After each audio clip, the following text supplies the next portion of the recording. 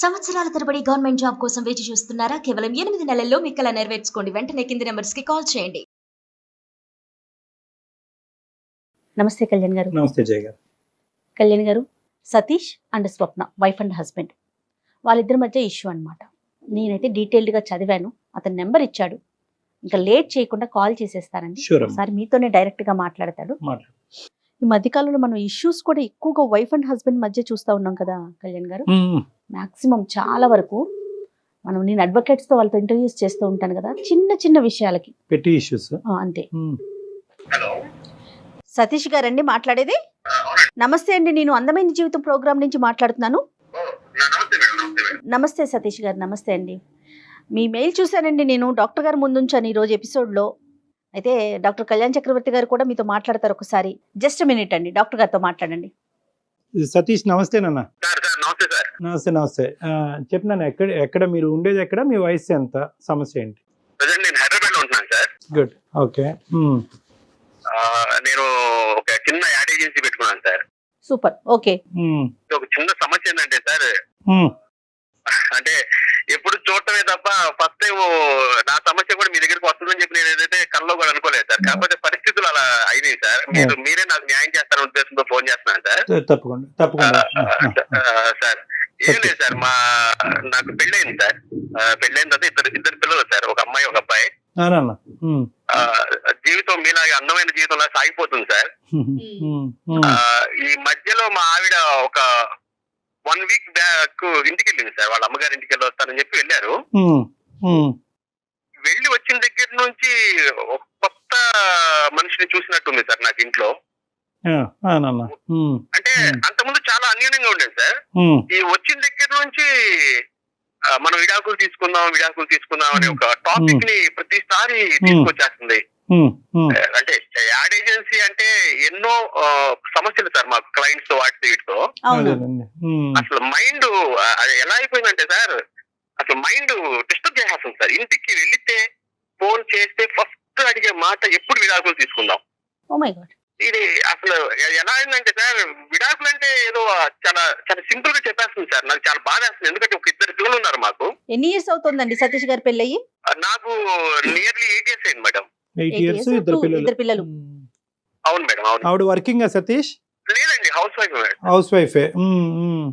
పెద్దలు కుదిర్చిన వివాహమేనండి మీ ఇద్దరిది? పెద్దలు కుదిర్చిన వివాహం మేడం. సరే, ఇప్పుడు సతీష్ అది కాదు, ఇప్పుడు నీకెంత ఆశ్చర్యంగా ఉందో, మేము ఎప్పుడు ఇలాంటి సబ్జెక్ట్ వినలేదు. అంటే ఇంతకు ముందు ఎప్పుడు ఆవిడ పుట్టింటికి వెళ్ళలేదా, లేదంటే అక్కడి నుంచి ఏమైనా బ్రెయిన్ వాష్ జరిగిందా, లేదంటే మీరు పూర్తిగా విప్పి చెప్పట్లేదా మాకు? లేదు సార్, మా అత్తయ్య గారు, మా మామయ్య గారు గానీ, మా మిస్సెస్ గానీ ఎప్పుడు వెళ్ళినా సార్ మేము ఫ్యామిలీతోనే వెళ్తాం. నాకు ఒక చిన్న వర్క్ ఉండటం వల్ల ఈసారి నేను వెళ్ళొస్తాను అంటే మీరు ఉండండి అంటేనే నేను ఆమెను పంపించాను సార్. ఎప్పుడు వెళ్ళినా కలిసే వెళ్తాం, ఎప్పుడు ఇలాంటి సిచ్యువేషన్ జరగలేదు సార్. ఏమీ లేకుండా ఒక అమ్మాయి అయితే ఏదైనా చూడకూడదన్న అమ్మాయి చూసి ఉండాలి, లేదంటే పిచ్చిదన్న అయి ఉండాలి. ఈ రెండిట్లో ఏదో ఒకే సబ్జెక్ట్ ఉంటుంది. ఇప్పుడు అంతకుముందు మీరు ఎంత ప్రేమిస్తున్నారంటే, 2 పిల్లల కన్నా 8 సంవత్సరాలు ప్రయాణం చేస్తుంది, మీకంటే ఎక్కువగానే ఆవిడ మిమ్మల్ని ప్రేమించి ఉంటుంది. సో ఎంతో కొంత ఏదో ఒక ఈ పర్టికులర్ ఇష్యూ మీద నాకు అనుమానం ఉంది సార్, లేదంటే ఈ సబ్జెక్ట్ మీద నాకు క్లారిటీ రాలేదు అనేది ఏమన్నా ఉందా అంతకు ముందు మీ ఇద్దరి మధ్యలో? మా ఇద్దరి మధ్యలో నేను ఆమెను అనుమానించడం గానీ, నన్ను ఆమె అనుమానించడం గానీ ఇప్పటి వరకు ఎప్పుడు అలాంటి ఇష్యూస్ ఎప్పుడు లేవు మేడం. ఉన్నాం, అనుకోకుండా వెళ్ళి వచ్చేది చెప్పేసరికి ఇంకా అసలు వేరే కారణాలు గానీ, ఫైనాన్షియల్ ఇష్యూస్ గానీ, ఇంట్లో డబ్బులకు సంబంధించి, పిల్లలకి సంబంధించి, లేకపోతే మీ అత్తమామలు వాళ్ళ అత్తమామలకు సంబంధించి అసలు మీ ఇద్దరి మధ్య ఎటువంటి డిస్టర్బెన్స్ లేదండి? అలాంటిది ఏమీ లేదు మేడం. ఏది ఉన్నా సరే నాకు ఎంత వస్తుంది ఏంటనేది మొత్తం ఆమె, హోమ్ డిపార్ట్మెంట్ కింద ఆమెకి ఇచ్చేసాను. ఆమె మొత్తం రన్ చేస్తూ ఉంటుంది. నాకు ఖర్చులు కావాలని ఆమె నాకు చేతికి ఇచ్చి పంపిస్తుంటుంది మేడం. సింపుల్ గా సతీష్, విడాకులు అనే సబ్జెక్ట్ వచ్చింది. విడాకుల మీద కారణం ఏమి రాద్దామని అనుకుంటుంది ఆవిడ? ఏదో చెప్పాలి కదా, దాని మీద అడిగారా పునాదైనా ఏంటి కారణం అని? ఏం అడగలేదు. లాయర్ తో మాట్లాడు, నేను లాయర్ దగ్గరికి వచ్చి మొత్తం ఓపెన్ అవుతాను, నాకు విడాకులు కావాలి. ఎవరి దగ్గర ఓపెన్ అవుతాను అంది, మీ దగ్గర మాత్రం ఓపెన్ అవుతుంది ఆవిడ. అంతే. మరి మీ అత్తగారు మామగారికి ఫోన్ చేసి అడిగారా మీరు, ఏంటమ్మా ఏంటి అత్తయ్య మామయ్య ఏంటి విచిత్రం ఏంటని అడిగారా? సార్ ఇప్పుడు వాళ్ళు చాలా హ్యాపీగా ఉన్నారు సార్. మేము ఇద్దరం ఏదో బాగా అన్యూన్యంగా ఉన్నాం. పెద్దవాళ్ళని ఇబ్బంది పెట్టడం ఎందుకని నేనైతే అక్కడి వరకు వెళ్ళలేదు. ఇప్పుడు వరకు చాలా సిన్సియర్ గా ఉన్న అమ్మాయి ఎందుకో ఈ వారం రోజుల్లో ఏదో హర్ట్ అయింది ఆవిడ. ఖచ్చితంగా ఆ కారణం అయితే మీ ఎదురుగుంటే చెప్పలేకపోతుంది. దానికి భయం అయి ఉండొచ్చు, సిగ్గైనా అయి ఉండొచ్చు, బాధ అయినా అయి ఉండొచ్చు. సో ఏదో ఒక బలమైనటువంటి కారణం వల్లే అలా అయ్యింది తను. ఈ 1 వీక్ బట్టి ఎలా ఉంటుంది ఇంట్లో? ఈ వన్ వీక్ ఇల్లు వచ్చిన దగ్గర నుంచి ఎవరితో మాట్లాడటం లేదు సార్. ఎవరు అంత ముందు మన ఇంటికి వచ్చేవాళ్ళు పోయే వాళ్ళతో కూడా చాలా చిరాకుగా సో మాట్లాడుతుంది. షీస్ అప్సెట్ ఇక అబౌట్ సంథింగ్. అవన్నీ తీసేస్తే నన్ను మాత్రం ఇక అసలు ఫోన్ చేసిన గంటకి ఒకసారి ఫోన్ చేసి ఏమైంది, లారీ దగ్గరికి వెళ్ళారా లేదా, ఏదో త్వరగా తేల్చండి, నేను ఉండలేకపోతున్నాను, ముళ్ళ మీద కంపల మీద కూర్చున్నట్టుంది నాకంటే.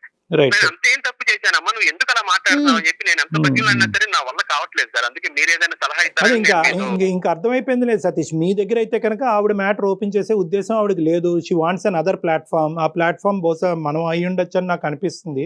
ఒకసారి మరి మాట్లాడొచ్చా సతీష్ ఆవిడతో? మనం నేను కాన్ఫరెన్స్ కలపమంటారా మేడం? కలుపుదురు కానీ కలిపే ముందు ఒకసారి ఆవిడతో చెప్పండి, ఎందుకంటే ఇది సమస్య కాకూడదు కదా. అదే మేడం Right. కాన్ఫరెన్స్ కలిపిన తర్వాత నేను మాట్లాడి నేను మీకు కాన్ఫరెన్స్ కలుపుతాను. సరే షూర్ మేడం, అండి, షూర్. సరే, మేము సరే. లైన్ లో ఉంటాం. Okay okay, okay. Hold on. Madam. ఏంటి కళ్యాణ్ గారు, అంటే బలమైన కారణం లేకుండా విడాకుల దాకా ఎందుకు ఆలోచిస్తారండి? కారణం అయితే ఉండుంటది మేడం. ఆ. ఓన్లీ థింగ్ ఏంటంటే ఆ కారణం ఇతను ఓపెన్ అవ్వలేకపోతున్నాడు, అది నేను అన్నాను గెస్ట్ కదా. వెళ్ళిపోతున్నాడు అంటారా? భయం వల్ల అయినా అయి ఉండొచ్చు, బాధ వల్ల అయినా అయి ఉండొచ్చు, సిగ్గుపడటం వల్ల అయినా అయి ఉండొచ్చు. ఎవరు అమ్మాయి ఆ అమ్మాయి భయపడ్డారా? ఆబ్వియస్లీ భర్త అంటే భయం అయి ఉండొచ్చు, చెప్పుకోవటానికి బాధ అయి ఉండొచ్చు, చెప్పుకోవటానికి తలెత్తుకోలేనటువంటి సమస్య అయి ఉండొచ్చు. आप जिस व्यक्ति से बात कर रहे हैं उसने आपकी कॉल को होल्ड पर रखा। హలో స్వప్న, చెప్పు. అదే మామూలుగా చేశాను. ఎలా ఉన్నావు? ఇంట్లోనే ఉన్నావా? ఇంట్లోనే ఉన్నాను, చెప్పు. ఏం లేదు స్వప్న, నాకు తెలిసిన ఒక డాక్టర్ గారు ఉంటేనే నేను డాక్టర్ గారి దగ్గరికి వచ్చాను. మన సమస్య వరకు చెప్పాను ఇట్లా సంగతి అని. ఒకసారి నీతో కూడా ఒకసారి మాట్లాడతానన్నారు. ఏం డాక్టరు? సైకాట్రిస్ట్ అనమాట. చిన్న చిన్న మన ఆర్ట్కి సంబంధించి ఏదైనా ఉన్నా సరే ఆయనతో డిస్కస్ చేస్తా ఉంటాను పర్సనల్ గా కూడా. నేను ఎందుకు ఇప్పుడు? లేదురా, నువ్వేమో కదిలితే విడాకులు అంటావు. మరి ఇద్దరు ఎంత అన్యూనంగా ఉన్నావు నీకు కూడా తెలుసు. నువ్వు ఈ టైంలో నువ్వు నాకు విడాకులు అనేసరికి నాకేం అర్థం కాదు. ఎందుకంటే నువ్వు లేకుండా నేను జీవితం అనేది నాకు బ్లాంక్ గా కనిపిస్తుంది. ఇప్పుడు అదంతా కాదు. ఎవరున్నారు ఇప్పుడు? స్వప్న గారు ఒక్క నిమిషం అండి, నేను సుమన్ టీవీ నుంచి జయాని మాట్లాడుతున్నాను. నాతో పాటు డాక్టర్ కళ్యాణ్ చక్రవర్తి గారు, సైకియాట్రిస్ట్ డాక్టర్ ఉన్నారండి. అతను పూర్తిగా చెప్పడానికి భయపడుతున్నారో మొహమాటం పడుతున్నారో తెలియదమ్మా. స్వప్న సారీ ఇటువంటి పరిస్థితిలో మీతో మాట్లాడటానికి. కానీ అతను ఏంటంటే ఒక సందిగ్ధ పరిస్థితిలో ఉన్నారు. ఒక సమస్యకి పరిష్కారం గురించి కోరుకుంటూ మనకు చేశారు. మేమేమన్నా హెల్ప్ చేయొచ్చు అనే ఉద్దేశంతో మీ పర్మిషన్ తీసుకున్న తర్వాతే మీతో మాట్లాడమని స్పష్టంగా చెప్పాము. మీకు ఇష్టం లేకుండా అసలు మాట్లాడే ఉద్దేశం మాకు లేదు. ఈ మధ్యకాలంలో వారం రోజులు బట్టి మీరు ఒక నిరాశకు గురయ్యి ఈ బంధమే వద్దు అనుకుని విడాకుల గురించి కోరుకుంటున్నారంట. దానికి కారణం ఏంటో అతనికి అర్థం కాక అతను డిప్రెషన్లోకి వెళ్ళి మాకు చేశాడు. సరే ఉండయ్యా, ఆవిడతో మాట్లాడదామని మేము చెప్పాము. If it is okay with you will talk with you. కారణం ఏం లేదండి మేడం. కారణం ఏం లేదు సార్. కారణం ఏం లేదు. నాకు విడాకులు కావాలి, తన దగ్గర నుంచి విడాకులు కావాలని నేను కోరుకున్నాను. స్వప్న, నువ్వు మాట్లాడేది ఎలా ఉందో తెలుసా? కారణం లేకుండా ఎవరైనా విడాకులు తీసుకుంటారా? ఎక్కడ చూసావా? నాతో నువ్వు నాతో మాట్లాడుకు. నాకు విడాకులు కావాలి. నేను అడిగాను కదా, నేను ముందే నీకు చెప్పానా? నీకు ఎన్నిసార్లు చెప్పాను? నాకు విడాకులు కావాలి నీ దగ్గర నుంచి.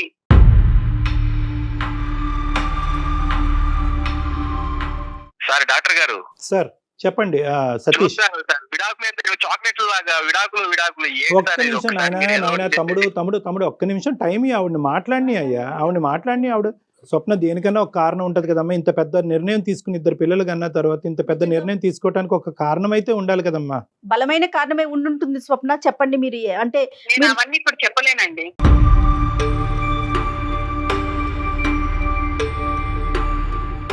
మీరిద్దరూ కలిసి ఉండాలని అతను కోరుకుంటున్నాడు, మీతో ఉండాలని కోరుకుంటున్నారు కదా. నాకైతే తనతో ఉండాలని మీ లేదండి. మాటను బట్టి అర్థమవుతుంది మీరు చాలా బలంగా గాయపడ్డారని. The issue is clear that you don't want to stay with him అమ్మా. మీ ఇద్దరు కలిసి ముందుకు ప్రయాణం చేయాలని అనుకోవట్లేదు అన్నది మా అందరికీ క్లియర్ కట్ గా అర్థమైంది. కానీ ఏంటంటే ఒక కారణం గురించి మాట్లాడుకుంటే కనుక అతనికి ఒక కంఫర్ట్ ఉంటుంది. నేను అవన్నీ చెప్పలేనండి, నేను అవన్నీ మాట్లాడలేను. అంటే నేను అవన్నీ చెప్పలేను ఇప్పుడు.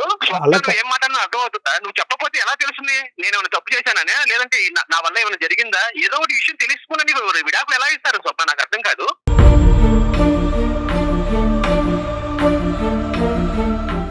అక్కడ డాక్టర్ గారు ఉన్నారు, మనకంటే పెద్దవాళ్ళు. నేను ఏదో సమస్యను కొరకు చెప్తే కనుక వాళ్ళు ఏదో మన సొల్యూషన్ ఇస్తారని నేను ఇక్కడ వరకు తీసుకొస్తే నువ్వు చెప్పనంటే చెప్పకపోతే ఏంటి? అట్లా కాదు స్వప్న గారు, ముద్ర మీరేసేసుకుంటున్నారు ముందే. అట్లా కాదు సతీష్, అట్లా కాదు. అలాగే ఉంది సార్. ఇప్పుడు ఎవరైనా సరే ఏమనుకుంటారు సార్, ఉన్నట్టుండి పెళ్ళం విడాకులు ఇచ్చి వెళ్ళిపోతున్నారు అవుతుందంటే ఏమనుకుంటారు సార్? ఇప్పుడు మీరైనా సరే అదే అనుకుంటారు, ఏం చేశాడు వీడు అని చెప్పి.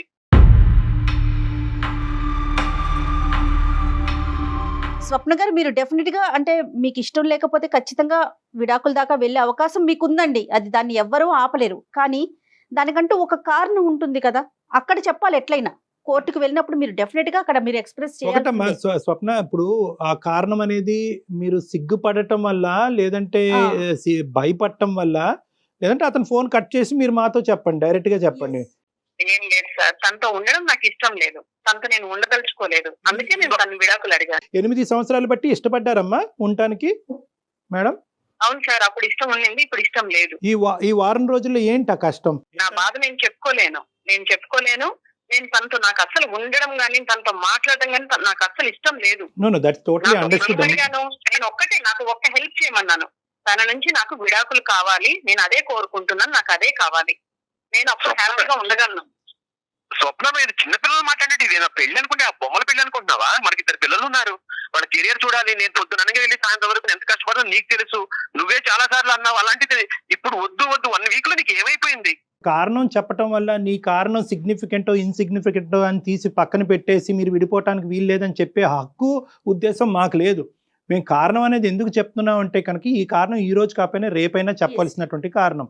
సో అట్లీస్ట్ ఒక కారణం గురించి మాట్లాడుకుంటే కనుక అతనిలో ఉండే ఈ మెంటల్ టెన్షన్ క్లియర్ అయ్యి ఎందుకు అనేటటువంటి పరిస్థితి ఎక్కడైనా మనం ఒక ఫుల్ స్టాప్ పెట్టచ్చు కదమ్మా. ఒకసారి ఆలోచించు. కదా, చెప్పమ్మా, చెప్పండి ప్లీజ్. మీరు అడుగుతున్నారు కదా, నేను చెప్తాను. ఇప్పుడు తను అట్లా మాట్లాడుతున్నాడు, ఏమని, నాకు చాలా బాధగా ఉంది, వారం నుంచి నాకు నరకంగా ఉంది, మంచిగా ఉన్న లైఫ్ ఇలా అయిపోయింది అనేసి అంత మాటలు మాట్లాడుతున్నాడు. అవునండి, నాకైతే అండి వారం నుంచి నేను నరకాన్ని అనుభవిస్తున్నాను. నాకు ఇంకా అదంతా నాకు ఎందుకు, నేను ఎవరికి చెప్పుకోలేదు ఈ బాధ, నేను ఎవరికి చెప్పుకోదలుచుకోలేదు. ఇంకా నాకు అసలు నేను ఎందుకు ఈ బాధ అనేసి నేను తనతోటి విడాకులు తీసుకుంటేనే నాకు బాగుంటుందనేసి నేను తనని అడగడం జరిగింది. ఇదంతా ఏంటమ్మా స్వప్న, చెప్పమ్మా, చెప్తే నీకు కూడా కొద్దిగా రిలీఫ్ ఉంటుంది. లేదండి, మా ఇంటి ఎదురుగా ఒక ఆవిడ ఉంటుంది, నా ఫ్రెండ్. ఆమె చాలా క్లోజ్ అయింది అనమాట నాకు. ఇంకా ఆమె రోజు మా ఇంటికి రావడము, తర్వాత ఆమె ఏం చేసినా సరే మా ఇంటికి తీసుకురావడము, మా ఇంట్లో ఏం చేసినా తీసుకెళ్లడము, ఇలా బాగా చాలా క్లోజ్ గా ఉండే వాళ్ళం ఇద్దరం. చాలా క్లోజ్ గా ఉన్నప్పుడు ఇంకా ఎట్లా అంటే, ఇంకా వాళ్ళ ఇంట్లో విషయాలు, వాళ్ళ అత్త మామల గురించి, వాళ్ళ హస్బెండ్ గురించి ప్రతి ఒక్కటి చెప్పి ఎప్పుడు ఆమె ఇంకా గంటలు మా ఇంట్లోనే ఉండేది.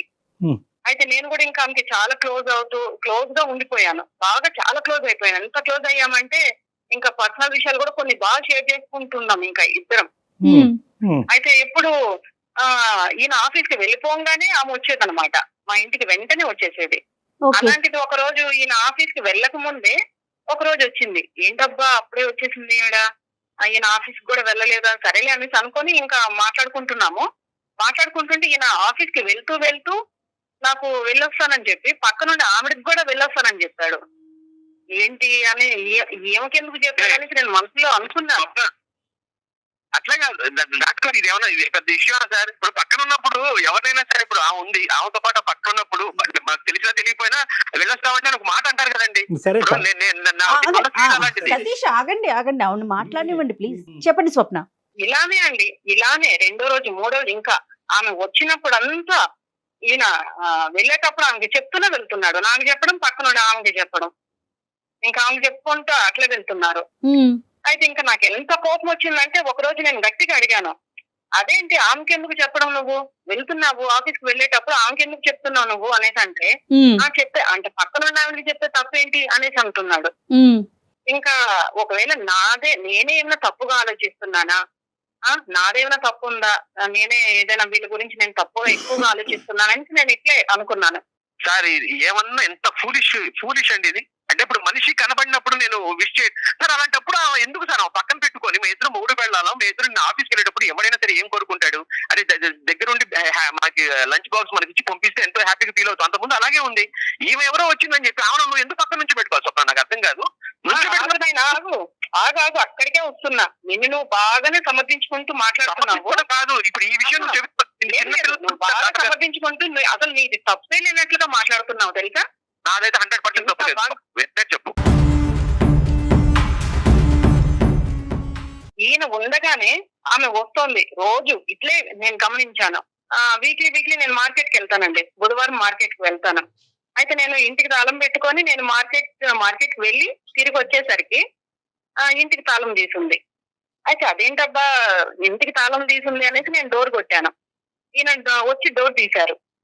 తీసిన తర్వాత ఏంటంటే ఆఫీస్కి వెళ్ళారు కదా ఎందుకు వచ్చేసారు అని అడిగితే, తలనొప్పిగా ఉంది, కొంచెం కళ్ళు తిరుగుతోంది, బాగాలేదు అసలు అంటే, అయ్యో ఏమైందో మనిషికి అనేసి నేను ఉండండి మధ్య కలిపి తీసుకొస్తాననేసి నేను వంటగదిలోకి వెళ్ళాను. వంటగదిలోకి వెళ్ళి నేను కలిపి తీసుకొస్తుంటే హాల్లో నుంచి ఎవరో పరిగెత్తుకుంటూ వెళ్ళడం నేను విన్నాను. చిన్న గడ్డి చప్పుడు నాకు వినిపించింది. ఎవరనేసి నేను స్పీడ్ గా వచ్చి నేను డోర్ తీయంగానే మా ఎదురింటి ఆవిడే స్టెప్స్ చాలా స్పీడ్ గా దిగుతున్నాను చీర నాకు కనిపించింది. ఏంటి అసలు ఏం జరుగుతోంది నా వెనకాల, లేకపోతే నేనే ఏమైనా ఎక్కువగా ఆలోచిస్తున్నానా, అసలు ఏందనేసి 2 రోజులు నాకు పిచ్చెక్కినట్లు అయిపోయి అసలు ఏం జరుగుతుందో తెలుసుకోవాలనుకున్నానండి నేను. అందుకే నేను ఊరు వెళ్తున్నాననేసి నేను ఊరికి వెళ్ళాను. వెళ్లే ముందు ఏం చేశాను, తెలిసిన వాళ్ళ దగ్గర నేను ఒక స్పై క్యామ్ తెప్పించాను.